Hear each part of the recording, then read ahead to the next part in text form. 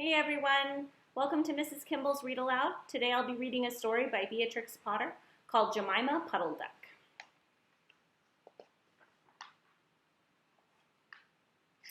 What a funny sight it is to see a brood of ducklings with a hen. Listen to the story of Jemima Puddle Duck, who was annoyed because the farmer's wife would not let her hatch her own eggs.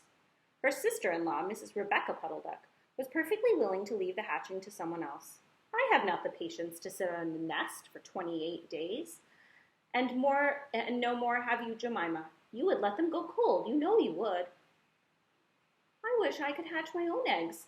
I will hatch them all by myself, quacked Jemima Puddle Duck.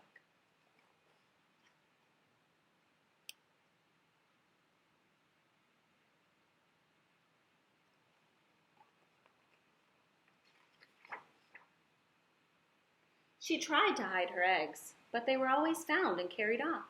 Jemima Puddle Duck became quite desperate. She determined to make a nest right away from the farm. She set off on a fine spring afternoon along the cart road that leads over the hill. She was wearing a shawl and a poke bonnet. When she reached the top of the hill, she saw a wood in the distance. She thought that it looked like a good, safe spot. Jemima Puddle Duck was not much in the habit of flying. She ran down the hill a few yards, flapping her shawl, and then she jumped off into the air. She flew beautifully when she had a good start. She skimmed along the top of the treetops until she saw an open place in the middle of the wood where the trees and brushwood had been cleared. Jemima alighted rather heavily and began to waddle about in search of a convenient dry nesting place.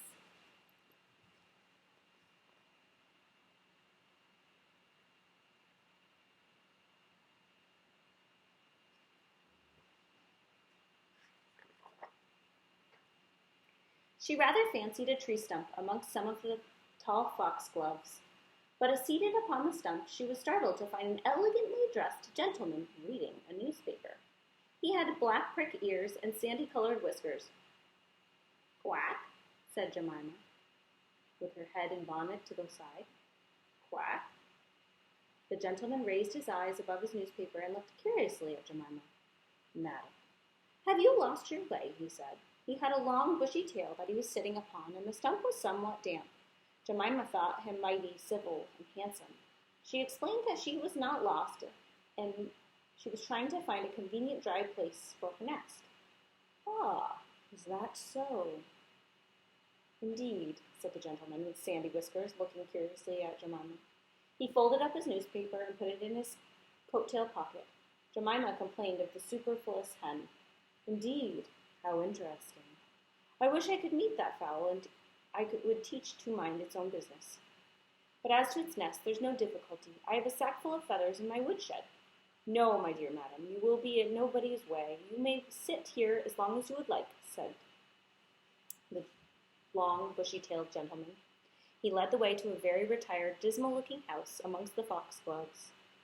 It was built of faggots and turf, and there was 2 broken pails, and one on top of another by the way of the chimney. "This is my summer residence. You will not find my earth, my winter house, so convenient," said the hospitable gentleman. There was a tumble-down shed at the back of the house, made of old soap boxes. The gentleman opened the door and showed Jemima in.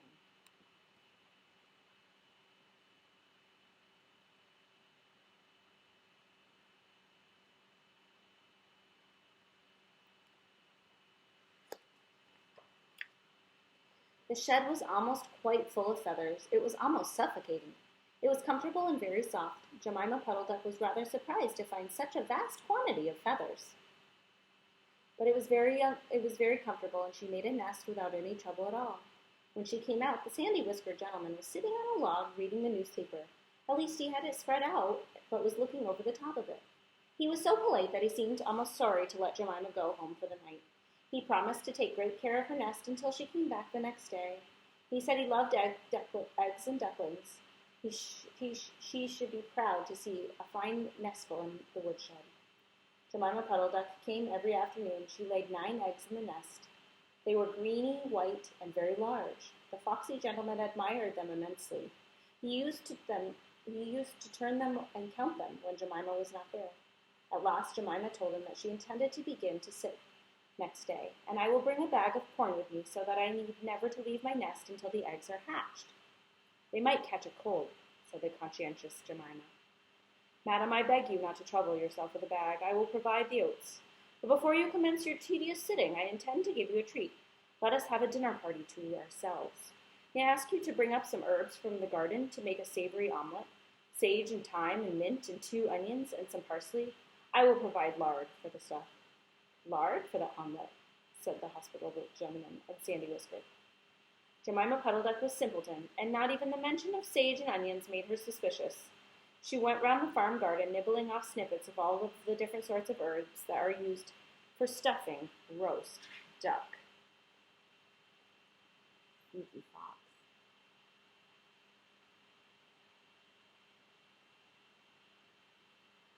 And why do you think there's all those feathers in the shed? And she waddled into the kitchen and got 2 onions out of the basket. The collie dog met her coming out. What are you doing with those onions? Where do you go every day by yourself, Jemima Puddle Duck? Jemima was rather in awe of the collie, and she told him the whole story. The collie listened with his wise head to one side, and he grinned when she described the polite gentleman with sandy whiskers. He asked several questions about the wood and about the exact position of the house and shed. Then he went out and trotted down the village. He went to look for 2 foxhound pups who were out at the walk to the butcher. Jemima Puddle Duck went up to the cart road for the last time on a sunny afternoon. She was rather burdened with bunches of herbs and 2 onions in a bag. She flew over the wood and alighted opposite of the house, the long bushy-tailed gentleman. He was sitting on a log, and he sniffled the air and kept glancing uneasily around the wood. When Jemima alighted, he quite jumped. Come into the house as soon as you have looked at your eggs. Give me the herbs for the omelet. Be sharp. He was rather abrupt. Jemima Puddle Duck had never heard him speak like that. She felt surprised and uncomfortable.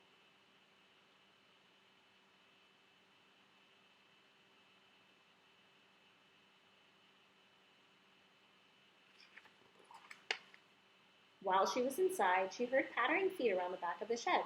Someone with a black nose sniffed at the bottom of the door and locked it. Jemima became alarmed. A moment afterward, there were awful noises, barking, baying, growls, howls, squealing, and groans, and nothing more was ever seen of that foxy whiskered gentleman. Presently, Cat opened the door with the shed and let Jemima Puddle Duck. Unfortunately, the puppies rushed in and gobbled up all the eggs before she could stop them.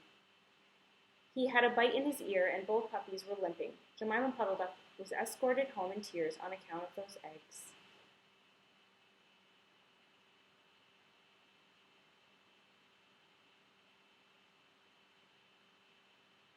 She lost her eggs, but she's still alive. She laid some more in June and was permitted to keep them herself, but only 4 of them hatched. Jemima Puddle Duck said that it was because of her nerves, and she'd always been a bad sitter. The end.